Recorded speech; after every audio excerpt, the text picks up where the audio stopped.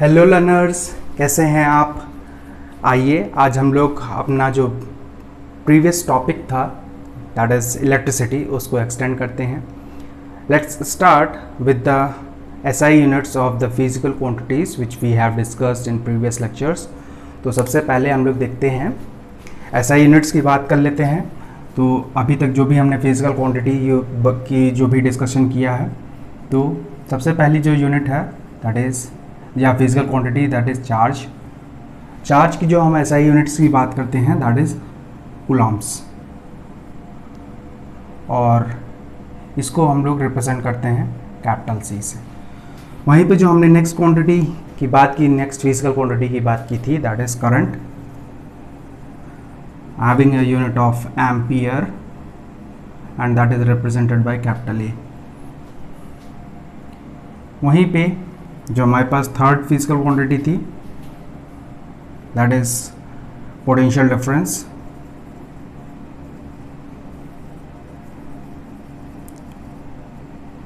जिसको हम लोग रिप्रेजेंट कर रहे हैं वोल्ट से,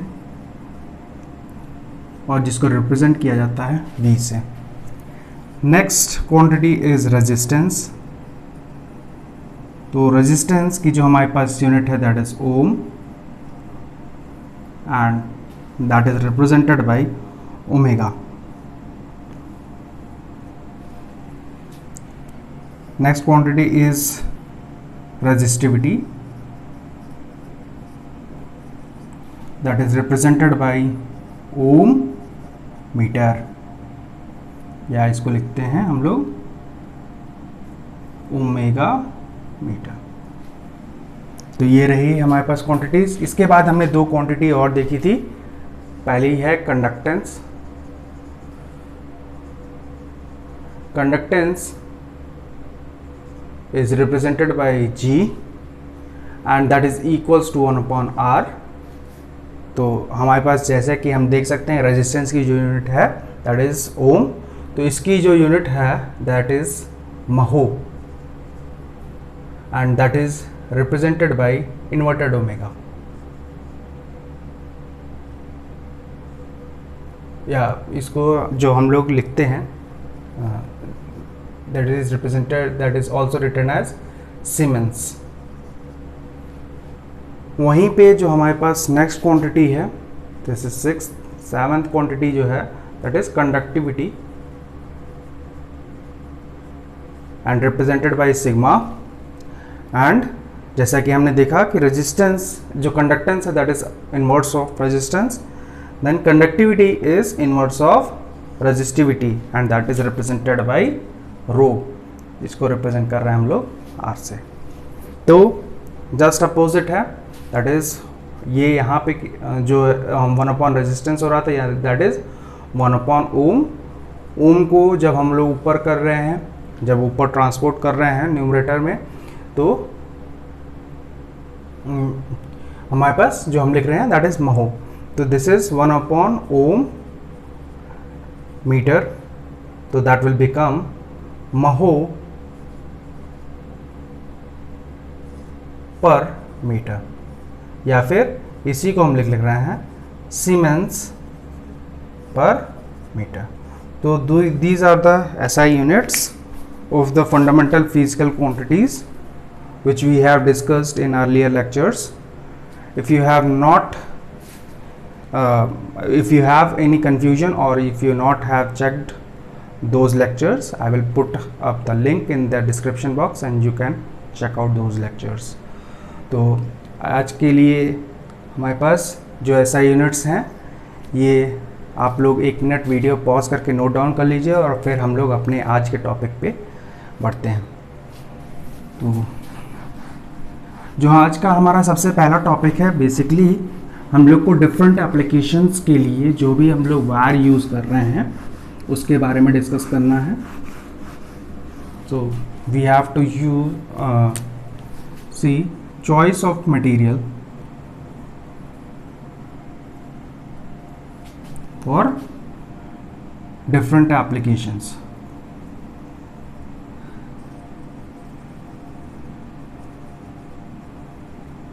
बेसिकली बोलूँ इलेक्ट्रिकल एप्लीकेशंस।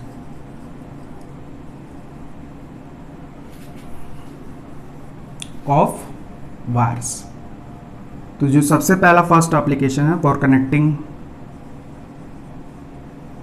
सर्किट्स या connecting electrical circuits,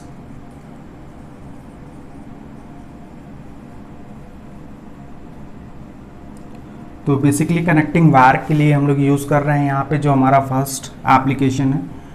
connecting wire के लिए जब यूज़ कर रहे हैं तो सबसे पहली बात कि हमारे पास जो भी रेजिस्टेंस है that causes loss, electrical loss, तो अगर मेरे पास जो भी कनेक्टिंग वायर है अगर उसका रेजिस्टेंस मैं हाई ले लूँगा तो obviously there is going to be a high energy loss in that connecting wire, जो कि हम नहीं चाहते। तो सबसे पहला पॉइंट क्या है कि it should have low resistance to avoid electrical energy loss,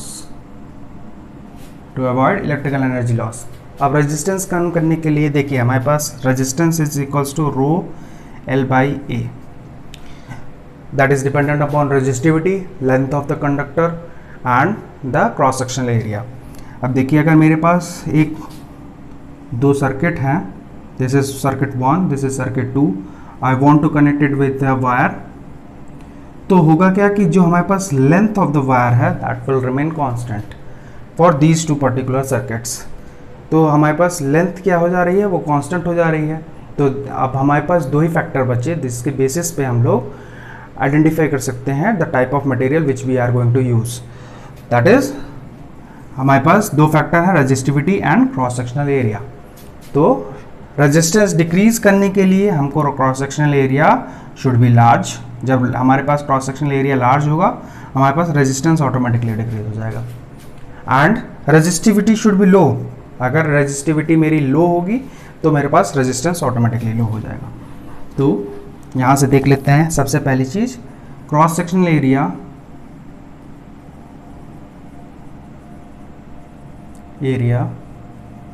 of the wire should be large, पहली चीज। दूसरी चीज क्या है मेरे पास, रेजिस्टिविटी की बात करें तो it should have low resistivity और स्पेसिफिक रेजिस्टेंस। जैसा कि हमने रेजिस्टिविटी देखी थी कि हमारे पास सिल्वर की रेजिस्टिविटी सबसे कम है, उसके बाद कॉपर और उसके बाद एल्यूमिनियम। तो ये हमने ऑलरेडी प्रीवियस लेक्चर्स में डिस्कस किया था कि though we have the low resistivity of silver, we do not use it as a conductor for connecting circuits because its cost is very high comparative to copper and aluminium. और जैसा कि हम जानते हैं कि एल्यूमिनियम जो है most abundant है अर्थ क्रस्ट में, तो इसका extraction process and because of it we have low cost of aluminium. तो जो भी हमारे पास पावर ट्रांसमिशन लाइन्स होती हैं for those purposes we use aluminium.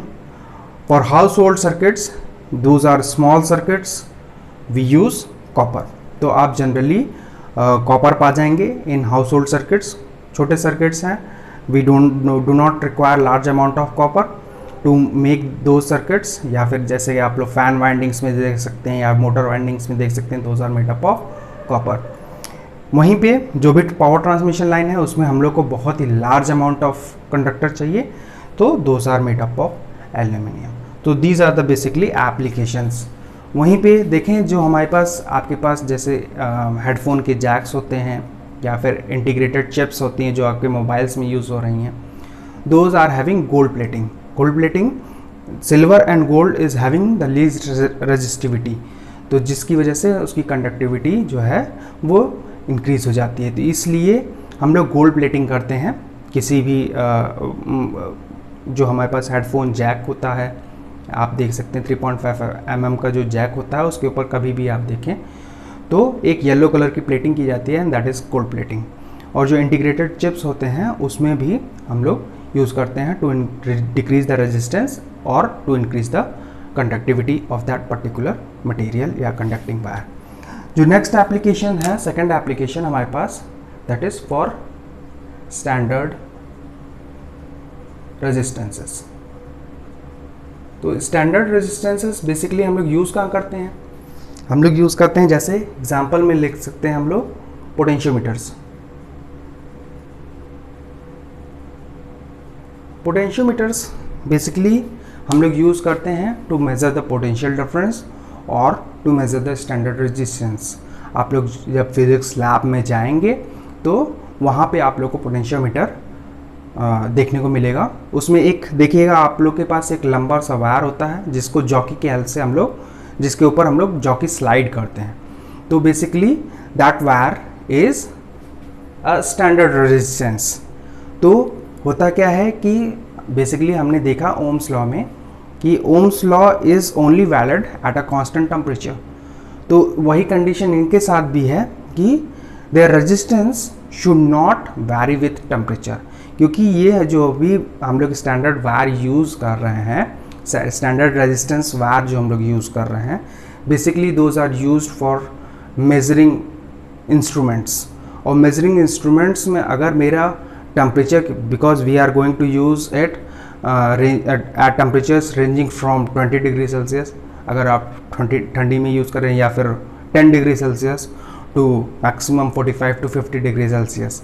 तो अगर इतना वेरिएशन है, if they are resistance is going to change with temperature, then we are going to have wrong readings. तो इसलिए हमारे पास जो टेम्परेचर के साथ वेरिएशन होना चाहिए इनका रेजिस्टेंस का, दैट शुड बी नील और वेरी लो, जिससे कि जो हमारे पास चेंज इन रेजिस्टेंस आ रहा है वो बहुत ही कम है।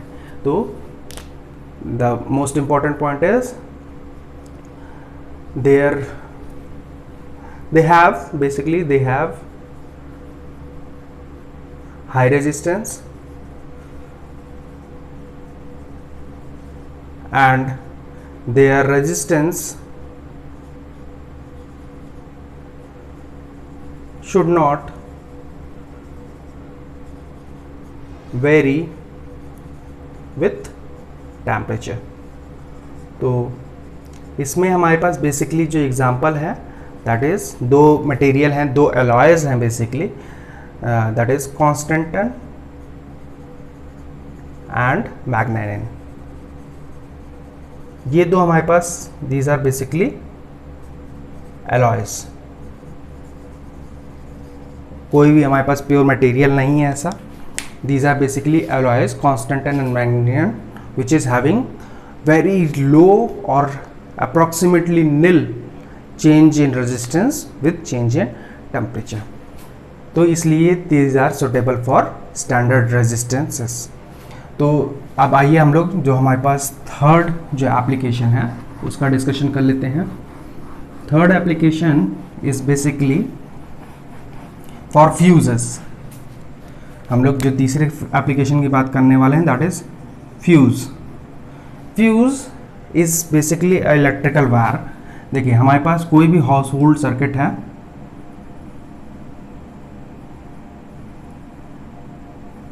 तो इसके पहले हम लोग एक डिवाइस में फ्यूज रखते हैं। दिस इज, और ये जो हमारे पास सप्लाई आ रही है, this is supply from the pole, from pole, और उसके बाद फ्यूज है, उसके बाद हाउस होल्ड सर्किट को वो सप्लाई जा रही है। तो होता क्या है कि यहाँ पे हम लोग एक फ्यूज वायर जो है कनेक्ट कर देते हैं। This is the fuse wire, और ये जो है वो कनेक्शन ऑलरेडी होता है। तो करंट हमारी यहाँ से फ्लो होगी, यहाँ से फ्लो होगी, हाउस होल्ड सर्किट में फ्लो होगी, फिर again back to the same pole.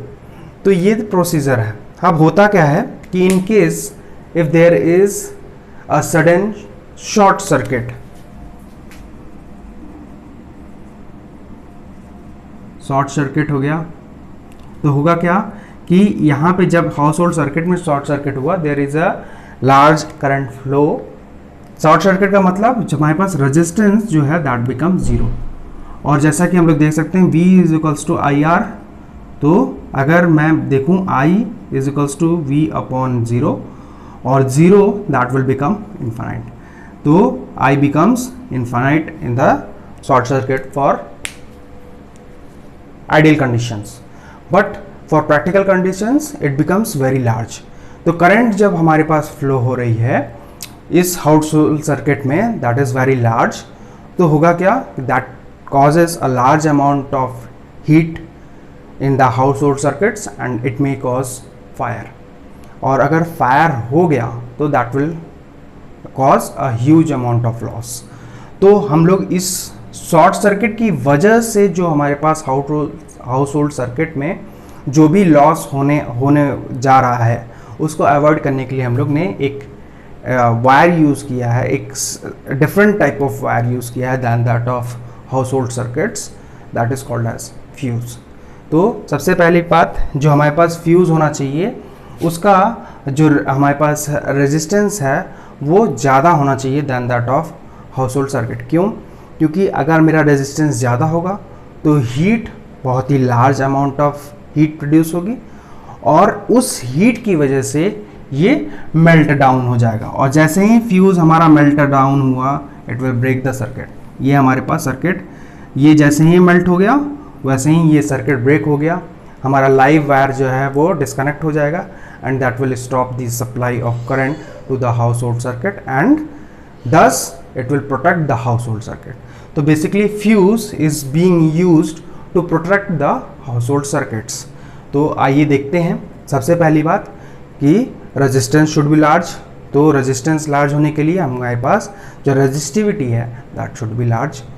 Secondly, जो हमारे पास मटेरियल है, देखिए अगर उसका मेल्टिंग पॉइंट जो है वो बहुत ही हाई होगा that will not melt out by the heat produced। तो जो हमारे पास मटेरियल होना चाहिए वो जो हमारे पास हीट प्रोड्यूस हो रही है in that particular fuse wire because of flow of the current, that should cause the melting of that particular wire. अगर वो मेल्ट हो जाएगा then only the circuit will break out and it will protect the household circuit. तो हमने दो property देख ली fuse की जो हमने बात की। Fuse wire is basically used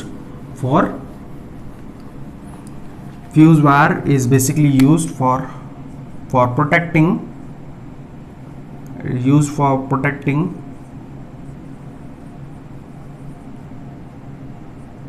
household circuits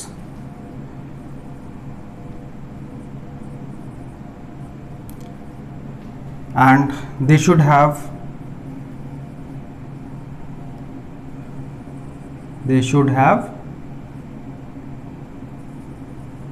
high resistivity, secondly they should have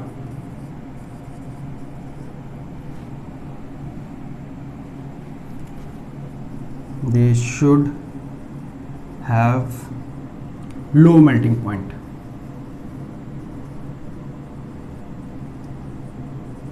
they should have low melting point.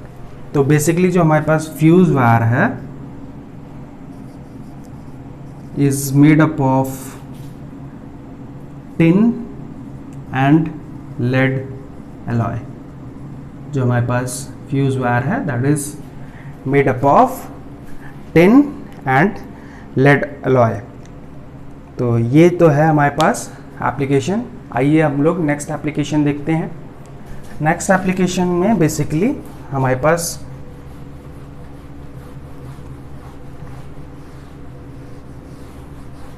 जो है that is for electric bulb की हम लोग बात कर लेते हैं। For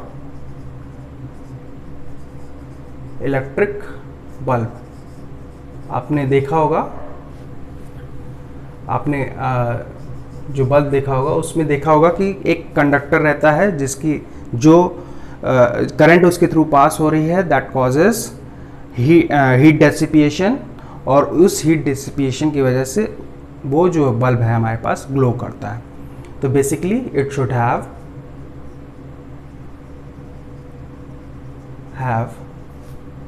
high resistance. तो आपने देखा होगा कि उसका क्रॉस सेक्शनल एरिया बहुत ही कम होता है। कभी आप देखिएगा जो आपके पास इलेक्ट्रिक बल्ब होते हैं उसका क्रॉस सेक्शनल बहुत ही स्मॉल होता है। तो high resistance that mean having low cross sectional area. Plus जैसा कि अभी हमने देखा कि fuse wire is having low melting point, जिससे कि वो मेल्ट हो जाए when a certain large current is flowing through that particular wire. वहीं पे जो हमारे पास यहाँ पे है, this is glowing just because of heat dissipation due to that particular electric bulb conductor. जो हमारे पास इलेक्ट्रिक बल्ब कंडक्टर हमने यूज़ किया है उसके अक्रॉस जो करंट फ्लो हो रही है उसी की वजह से वो ग्लो कर रहा है। तो अगर मेरे पास जो हीट प्रोड्यूस हो रही है उसकी वजह से अगर मेरा कंडक्टर मेल्ट आउट कर जाएगा then circuit will break out और वो ग्लो ही नहीं करेगा। तो इसको अवॉइड करने के लिए it should have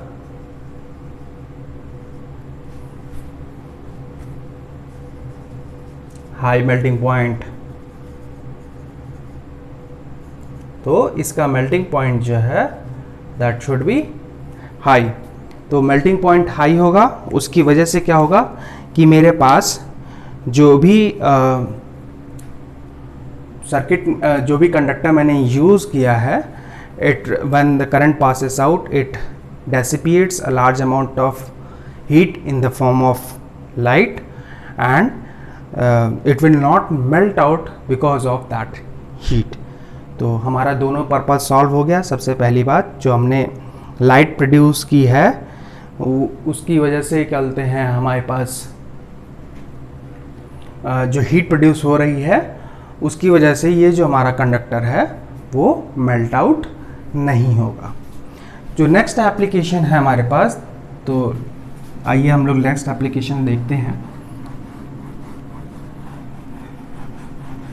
next application जो हमारे पास लास्ट एप्लीकेशन है या पांचवा एप्लीकेशन है, that is for heaters and roasters.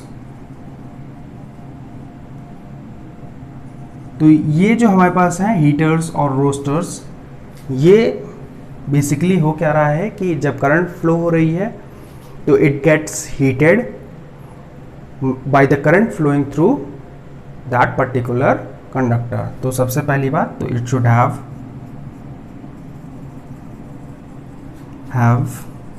High resistance, then only it will be able to convert a large amount of electrical energy in the form of heat। तो हमको क्या करना है, करंट जो हमारे फ्लो हो रही है या इलेक्ट्रिकल एनर्जी जो उसको सप्लाई की जा रही है that should be converted into heat. तो that is only possible when it is having high resistance. तो अगेन अगर हाई रेजिस्टेंस है तो low cross sectional area and should have high resistivity. तो लो क्रॉस सेक्शनल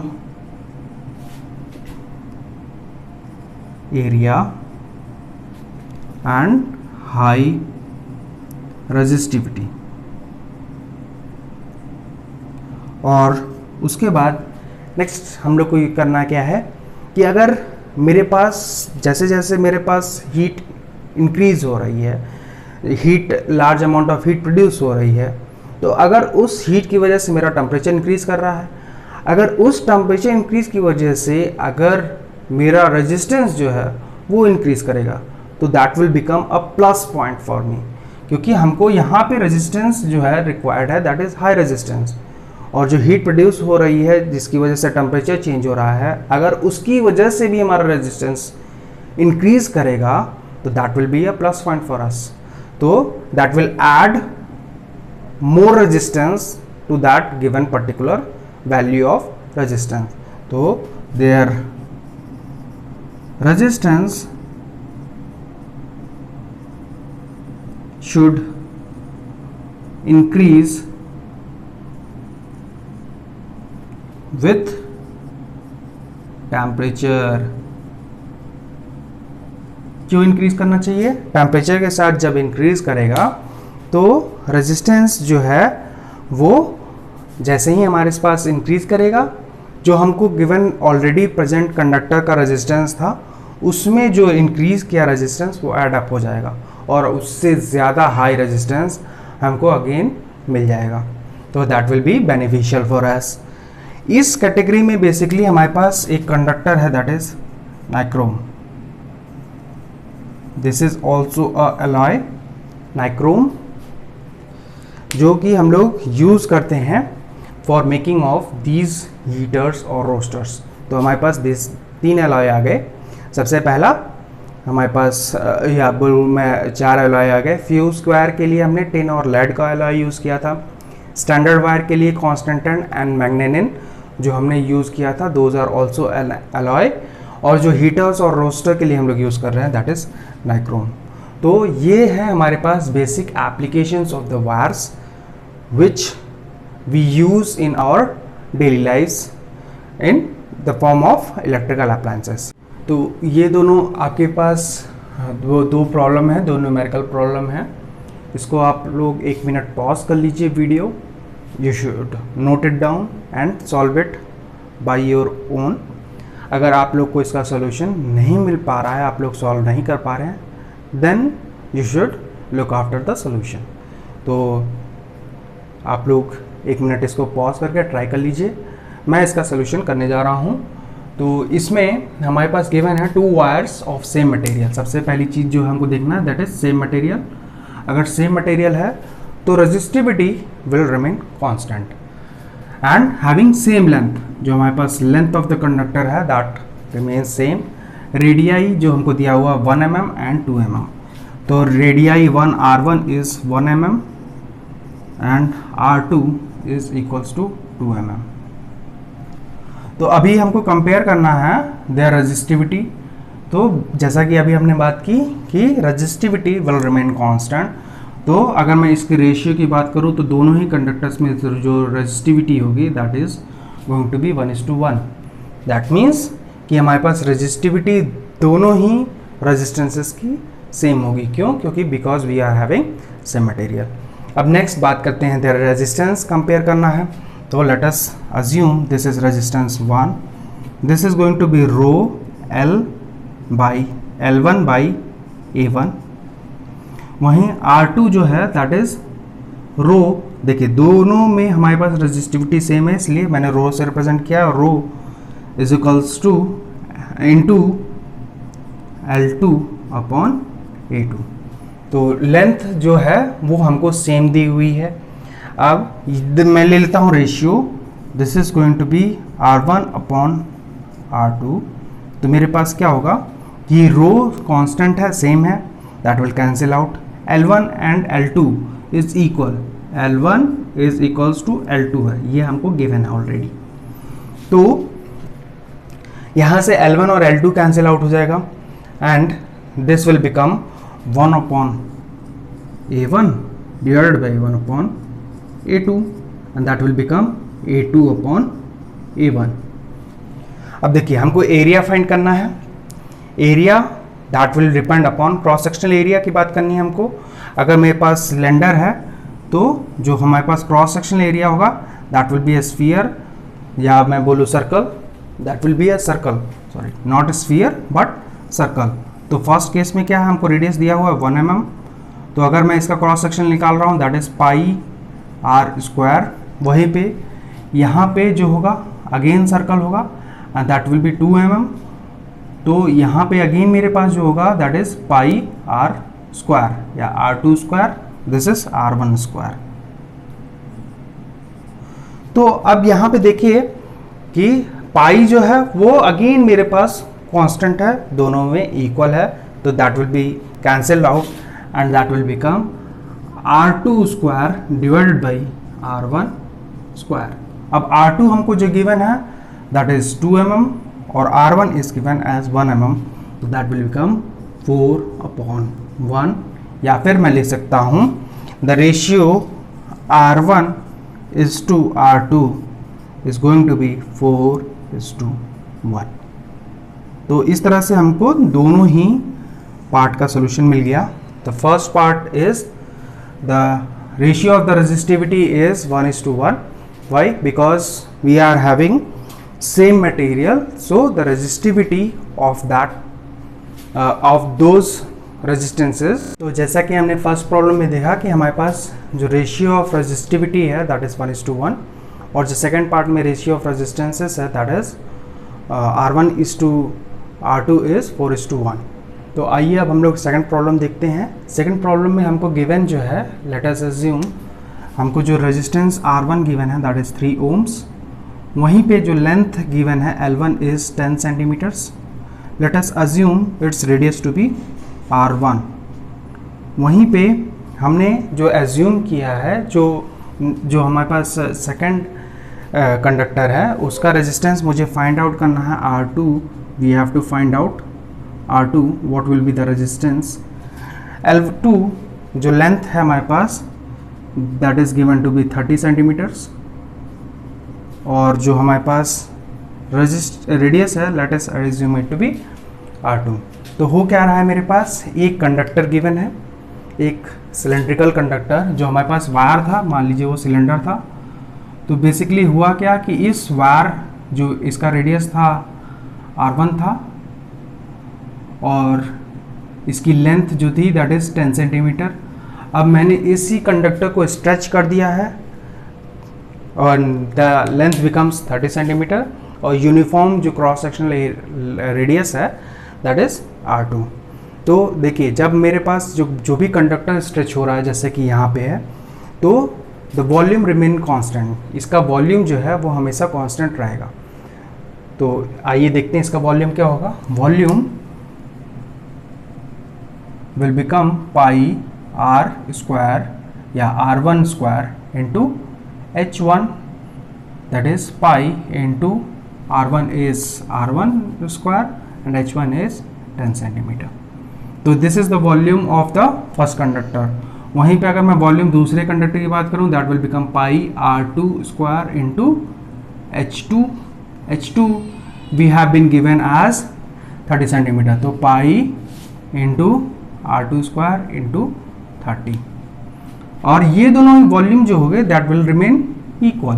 तो यहाँ से पाई cancel हो जाएगा and the ratio R2 square upon R1 square will become 1/3,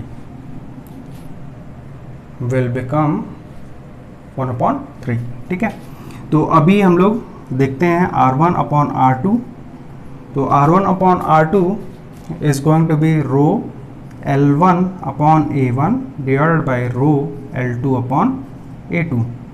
तो आप देखिए रो जो मटेरियल सेम है मेरे पास, तो they will cancel out. L1 and L2 have been given. देखिए यहाँ पे से मैं क्या लिख सकता हूँ, L1 is 10 centimetre upon area 1 pi rho pi into R1 square divided by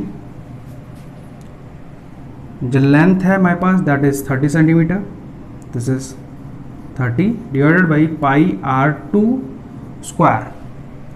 अब देखिए पाई कैंसिल हो जाएगा, this zero will cancel out with this zero, तो this will become 1/3 R1 square and this will become R2 square। तो R2 square upon R1 square, R2 upon 3 R1 square, और R2 square upon R1 square we have already calculated that is 1/3। तो यहाँ जब value put करेंगे that will become 1/9। R1 की value already मुझे given है 3 ohms, तो यहाँ से 3/R2 is equals to 1/9। This implies the R2 resistance will become 27 ohms।